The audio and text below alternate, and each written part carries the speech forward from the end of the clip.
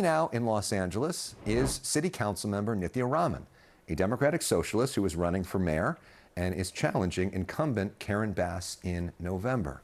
Welcome to The Story Is. Great to see you. Thank you for having me on your show again. So when I talked with Spencer Pratt, I asked him, why are you a Republican? So I want to ask you simply, why are you a Democratic Socialist? You know, I'm a member of the DSA. I'm also a member of the Democratic Party. And I really got into this work to make sure that we are serving the people of Los Angeles. And I don't think there's particularly a Democratic Socialist way or a Democratic Party way of fixing a street light or fixing a pothole or making sure that we're delivering for the residents of the city. But what is clear to me at this moment is that the residents of Los Angeles are frustrated with the status quo, that they want change. And that's exactly what I want to deliver for them as their mayor. I want to make sure that people don't have to work 2 jobs to afford a home here in the city of Los Angeles. I want to make sure that people feel safe in their neighborhoods, that essential services are functioning across our city.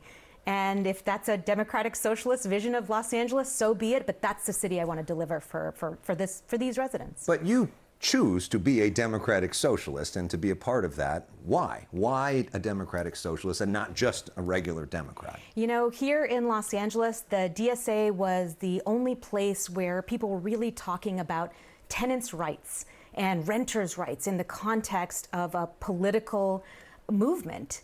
And in my work on City Council, I have delivered for residents across the city who are renters. We have passed the strongest suite of tenant protections in 40 years in the city, and that perspective was something that the Democratic Party many of the people in the Democratic Party simply didn't have. I think also what we've seen here in Los Angeles is that so much of what defines establishment politics has been pay to play. Airbnb gives a donation to a powerful political figure, as they did to Mayor Bass, and new legislation comes up that takes precious housing units off the market as part of her budget. That's the kind of pay to play politics that has defined the Democratic Party in so many ways, establishment politics here. And I think Angelenos are ready for something new, and that's what I want to deliver for them. So the California Post has a new op-ed out today, and it says LA needs to stop the next Mamdani from taking power. It is an author named Shirin Yadigar who says this is about far more than socialism. It's about a worldview that increasingly casts America as the villain, capitalism as inherently oppressive, and Israel, America's closest democratic ally in the Middle East, as uniquely illegitimate. How do you respond to that? You know, I'm running for mayor of Los Angeles, and people here in this city are not caught up about political worldviews or ideologies. They want the city to work for them. That is the change that I'm promising to deliver, exactly as I've delivered in my district. We've reduced tents and encampments by 54%. In just 3 years, the district feels different than it did when I first started. We've delivered renter protections in a city which is majority renters for residents across the city. In my time in office, we've delivered governance reform. This is the kind of change that people are asking for. This is not about ideology. This is about making a city that really works for working people here in the city of Los Angeles, and that's what I'm committed to delivering. But do you consider yourself a capitalist? You know, we are in a capitalist system. It's a city government. The role is the mayor of Los Angeles. You operate within this context, and I'll do whatever it takes in order to deliver for my residents. So on the issue of housing, I'm a strong fighter for renter protections, but I strongly believe that we also need to build more housing in order to reduce the cost of housing, which is one of the biggest issues shaping Los Angeles right now. And the private real estate market has a role to play.